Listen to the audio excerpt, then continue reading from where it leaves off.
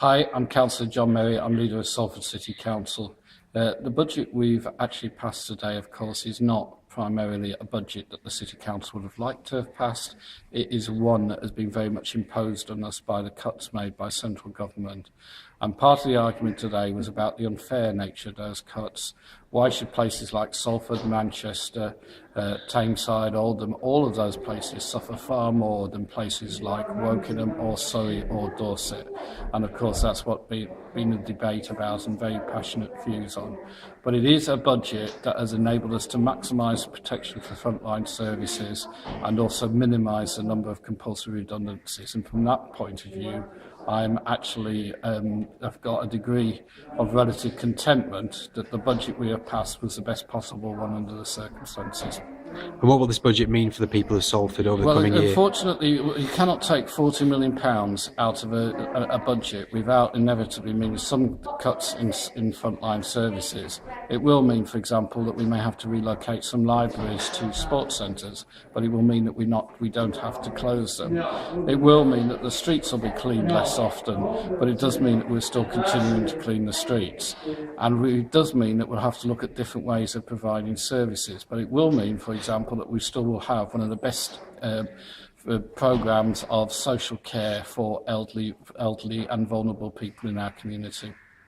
And just in terms of the front loading of the budget, do you think that that'll sort of help this year as opposed to next year? I thought that was one of the most pernicious things that actually happened. What unfortunately happened is that when Mr Pickles went along to the Treasury, he volunteered for more cuts than were actually necessary this year.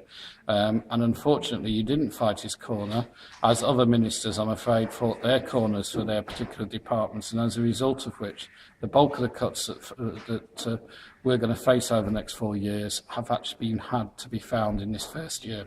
But do you think that sort of getting the sting early, in the next 3 years, things will start to see an improvement? I think what will happen is that if we'd had more time to plan this, we might have been able to reduce the damage to frontline services. But the fact that this was pushed upon us with very short notice has made it very difficult to set a legal budget today.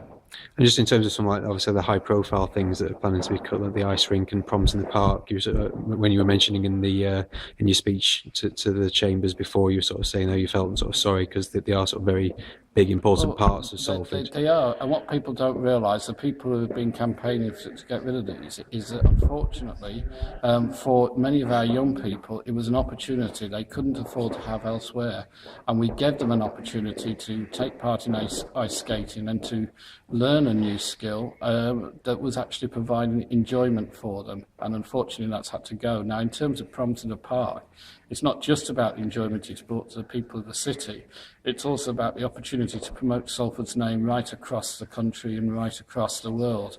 And as a result of that, of course, we've attracted major new investment into Salford because we promoted the name of Salford. So yes, of course, I am sad that they have to go, at least on a temporary basis, but it was necessary in order to try and protect frontline services.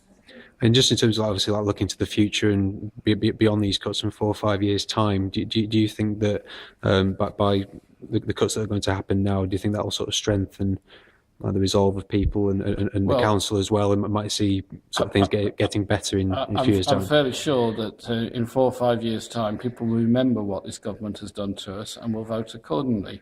But I also think that it's important that we continue to build Salford. I'm the first leader since the 1930s to be able to say that the population of Salford is increasing. So I think we need to continue to improve our city and continue to attract new investment and continue to improve the prosperity of people that live here. All I'm saying is it's become rather harder, unfortunately, as a result of the cuts imposed on us by central government.